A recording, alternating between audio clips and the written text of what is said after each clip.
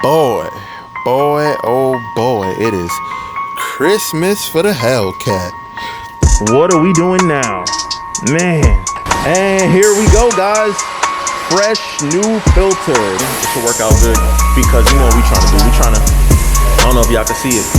Later on tonight, after we get a chance to go to Mexico.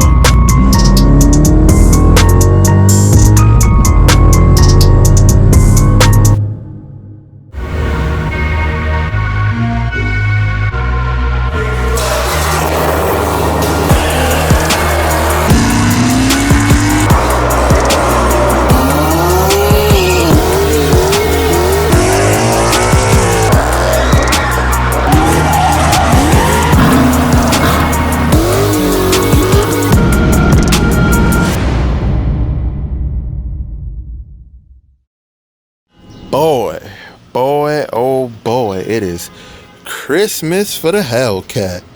It is Christmas for the Hellcat. Remember we ordered the new filter, that's it. And this right here is from Team Hellcat. This is the new belt that we need because like I said, we gotta up this pulley size, man. We gotta go up in pulley size. This 265 is too small from ZPE.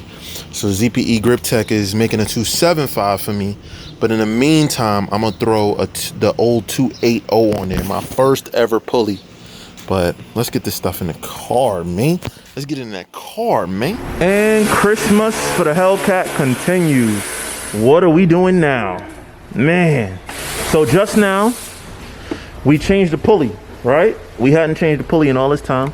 By the way, y'all see that Mod2Fame on the pulley. Anyway, we changed the pulley just now. It's not something that, you know, we did before.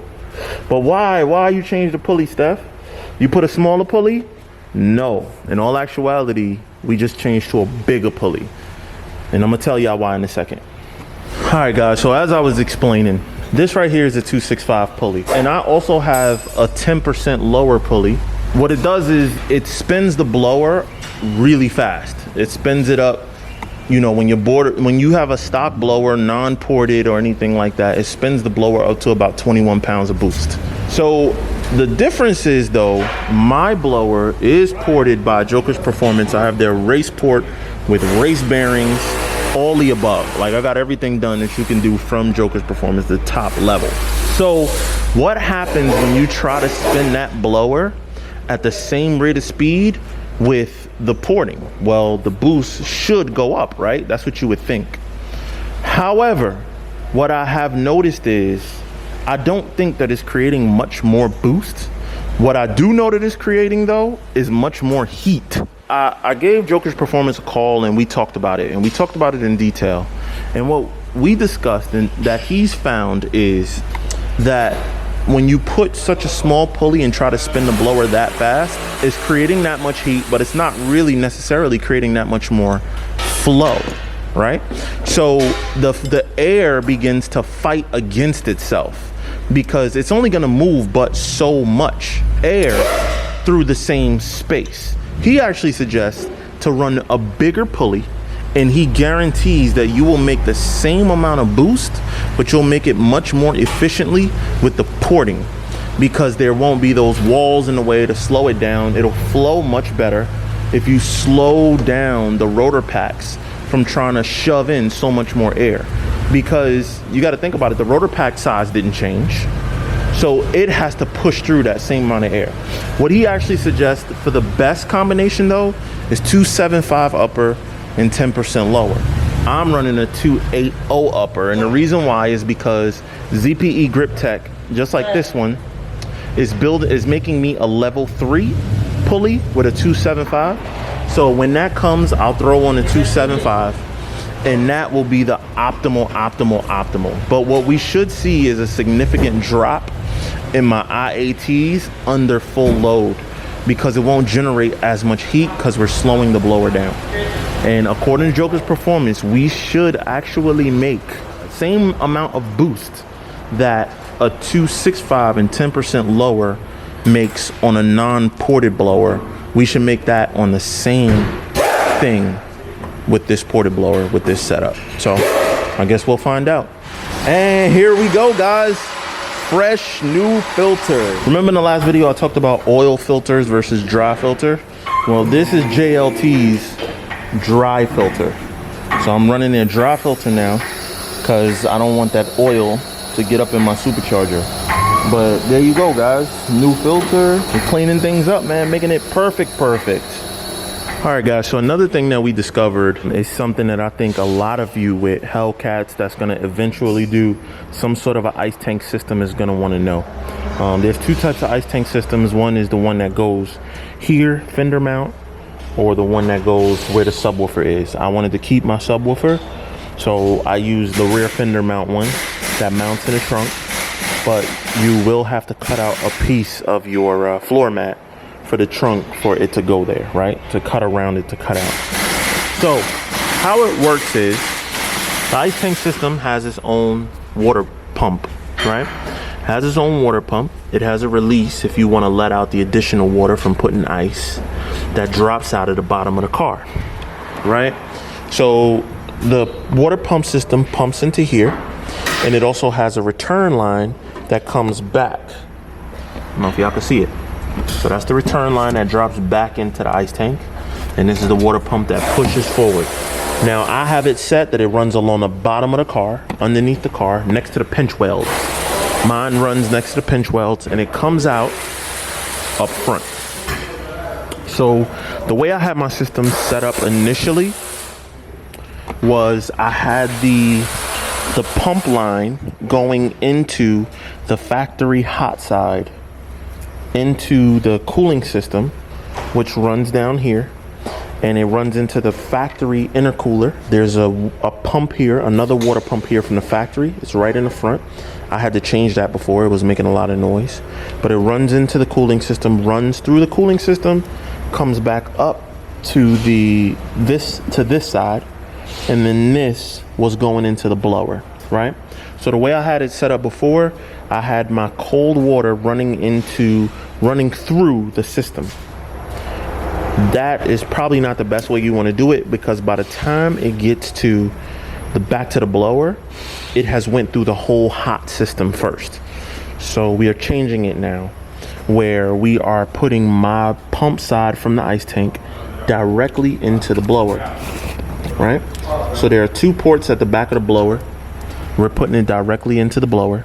And then what we're gonna do is, when it comes back out of the top side, it's gonna come back to the hot side, right? Back into the cooling system. And it's gonna now run through the cooling system. Honestly, the way I had it before, there's a chance that the system might have been fighting against each other, the pumps, because you had one pumping in this way and the other one pumping in this way. So kind of going like this, right? But now we have all the water going in the same direction, running through both pumps. And now that cold water from the ice tank is gonna hit the blower first. So it's gonna be cold water going into the blower, and by the time it comes out, it's cooler water that now can cool the whole system, and then have that on repeat. So remember, I kept talking to you guys about my intake temps being kind of high. All of that has to do with it bringing down IATs, right? So that's why I have an ice tank, but I wasn't using my ice tank the most effectively. As a matter of fact, the only thing I was really using the ice tank for at that point was just added fluid. So it just takes longer to get hotter. But once it does get hot, it's going to be the same result of heat soak. So what we actually, by doing it this way, the whole system is working together with the ice tank, so that this way both pumps is moving the water through in the same direction.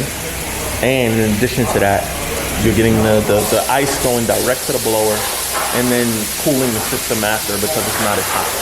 So this should work out. You know what I mean? It should work out good, because you know what we're trying to do. We're trying to, I don't know if y'all can see it. Peep the shirt. It says make them sell it. I got it from Boost in Motion, his merch. So if you want one of these, Boost in Motion, check it out. Well, that's it. We got everything done. Now it's time for logging. Later on tonight, after we get a chance to go to Mexico, we gotta go out and test. I've been testing my 60 to 130s and my 100 to 150s stages because it's the best way to monitor outside of going to a drag strip or a dyno. So later on tonight, that's what I'm gonna go out and do. I'm gonna go out if the conditions, you know, are somewhat within reason. If the DA is like crazy, like 3,000, and the humidity is like 90%, it just doesn't make sense. But like for an example, the other night I went out and I did, the DA was 1100. The humidity was 90%, so that's really high, but my 60 to 130 was still 638. That's weight spinning a little bit, and my 100 to 150 was 5.8. That's a benchmark to know when I go out, the next time I go out, which is I'm gonna take you guys with me. I don't know if it's gonna be tonight or tomorrow, but the next time we go out, that's what we're looking to beat. We're looking to either match or beat those numbers. And we're also gonna data log while we do that. As you guys know, I run on Diablo Sport, their tuner. By pulling down right here, I can press this record button and it'll log everything that the car is doing during a pull. So what I do with those logs are I send them over to Team Hellcat. He reviews them to make sure that the car is running top notch, that there's no changes he needs to make, whether it's in fueling, timing, anything. Once I send that to him, he gives me the green light, and if the logs look good this time, guys, it's gonna be time. It's gonna be time for kill mode, man. It'll be time. So I'm super excited to finally complete this road to go into kill mode. And I'm glad that we're taking all of these precautions and taking all these steps, because a lot of people don't do that. They just go straight for the gusto. They add all the parts at one time. They didn't add all the timing. They add all the boost. They add all the fuel. And then, you know, one little thing is off and boom. You know what I mean? So I didn't want that to be the case for me. So we did it in stages, but we're almost there. I promise. The next video that you're probably gonna see regarding this car, the tuning and all that kind of stuff, it'll be setting it up and actually putting the kill mode tune in, and then data logging and seeing what it runs, and dragging it and seeing what it runs. Now, as far as dynoing the car, I don't intend to dyno the car right now because conditions are terrible. Like in every shop, the temperatures are like 90 degrees right now. The DA is horrible. There's moisture in the air every day. So my numbers are just gonna be seriously off. So I'm gonna wait until it makes sense to dyno the car. But Draggy will tell me everything I need to know. If my car is making anywhere close to about 1,000 wheel and it's a manual, then my 60 to 130s are gonna be anywhere between about 5.3 and 5.5. And my 100 to 150 should probably be about 5.2. So low fives, basically. I'm gonna get this call. I'm gonna talk to y'all. Yo, what's up, everybody? Welcome to the, I'm gonna call this the night cam. Welcome to the night cam. We are in the Hellcat. I told you guys earlier in the vid that I was gonna go out tonight if weather was permitting to do some pulls. As of right now, these are the conditions. It is currently outside. It says that it is, what does it say, 73 degrees, which isn't bad. 73 degrees outside. It also says that the DA is, hold on, let me merge.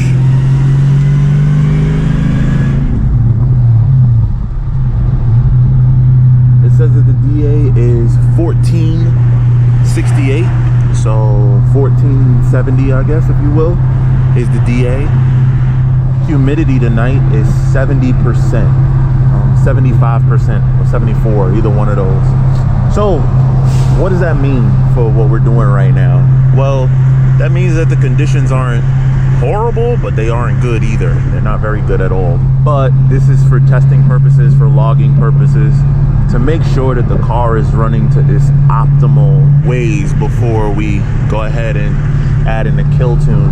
Just as a reminder, you guys saw earlier in the video, we put a bigger pulley, 280 pulley, in hopes of keeping the IATs down and also smoothing out the boost and not trying to shove so much, because remember we have a ported blower now, so it should breathe a lot easier. So it should make about the same boost as a car that doesn't have a ported blower with a 265 and a 10% lower.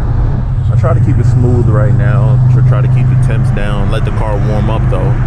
Oh, let me address something that you guys see. The lights on the dash. The check engine light right now is because I have a 185 thermostat. The code that I'm getting is for the thermostat, saying that the vehicle's not warming up to the optimal level. Team Hellcat is going to cut that off because it's never going to get to where it wants to be, because the stock thermostat is like, I think it's like 210 or something like that. And we're down to 185, so big difference.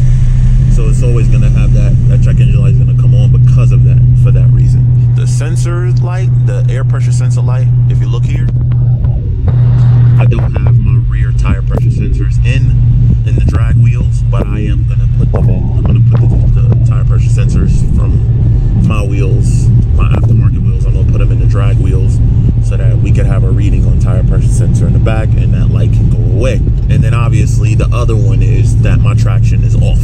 When doing pulls and stuff, you don't really want the traction control coming in and cutting power, because it can actually interrupt if you go over a dip or anything like that. It'll cut power, even if you're not spinning. If it senses that it could lose grip or slip, it'll cut back on power. So therefore, that's it, guys. And yeah, that's all I got. Let's start to do some pulls.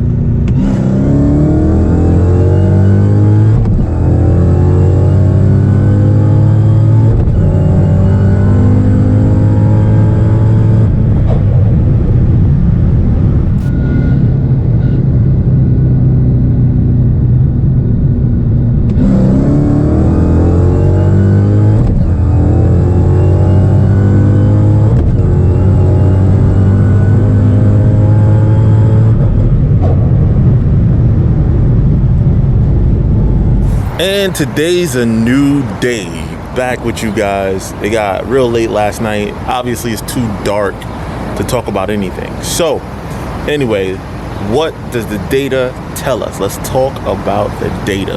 Now this video is really high level car nerd stuff, guys. So I told y'all, like, I'm really data driven, really like car nerd type dude. That's just me, you know what I mean? So anyway, let's talk about it. We wanted to see previously, just to let you guys know, the night before, just the night before, I went out on that 265 pulley, 265 upper, 10% lower. I went out to do 60 to 130 testing, and the conditions were 80% humidity were the conditions at that time, and the DA was about 1100 or 1050. Somewhere around there. Actually, just look at this screenshot right here. This gives you everything you need to know. So my 60 to 130 on that run was 638. My 100 to 150 on that same run was 587. So, Stefan, what the hell does all that mean? What it means is it took me to go from 60 mile an hour to 130 mile an hour. It took me 6.38 seconds. With a manual transmission car though, you're always going to be slower, because if you look at the graph, you'll see those huge dips. Those huge dips are my two shifts on that run. Now, if you look at my 100 to 150, it took me another to get from 100 mile an hour to 150 mile an hour, 5.87 seconds. But you'll only notice one dip. So that's because my Hellcat does exactly 150 mile an hour in fourth gear at the top of fourth at 6,800 RPM. It's like 67. My red limiter is set to 6,800, but the car has a safety in it that stops it at like 67.58 to to be exact. So that's with that pulley. Now, here are the numbers from the runs that we just did, and I'll show you the best ones. If you look at the graph right here, you see 6.67 60 to 130. But what I want you to take note of is the density. The density altitude was about 250 to 300 higher than the night before. I can assure you, I know from my own experience that that difference in density altitude is worth at least 2/10. So pretty close, but definitely a little bit slower. But look at my 100 to 150. It's only a difference of, it's 6 even. So from 5.87 to 6 even is what it is. So guys, what does that tell you? One thing that I could tell from the seat of the pants, this 280 pulley is not as torquey. Like, it's not as torquey, but it actually helps a little bit with traction. But horsepower wise, it feels very similar. It doesn't really feel like I'm lost much of anything. And the data also shows I don't really lose very much. The only thing is conditions would have to be exactly the same to know the difference. But I'm gonna go out on a 1000 DA night and try it again with the 280 pulley on this tune and see what it gets. That's all I could do, guys. The data will tell you the truth each and every time. So I'm experimenting with this, guys, for you. People are gonna be buying Hellcats or cars with Hellcat engines in them for a long time to come. You guys are gonna watch these videos, it might be 2 years from now, but this is the data for you today. It's your boy Stefan here from Mod2Fame, and if you like this video, you know what to do. Like, subscribe, share, hit that bell notification so you don't miss no more videos going forward. But until the next one, visit mod2fame.com to keep up with what we doing and to get that merch. But we out.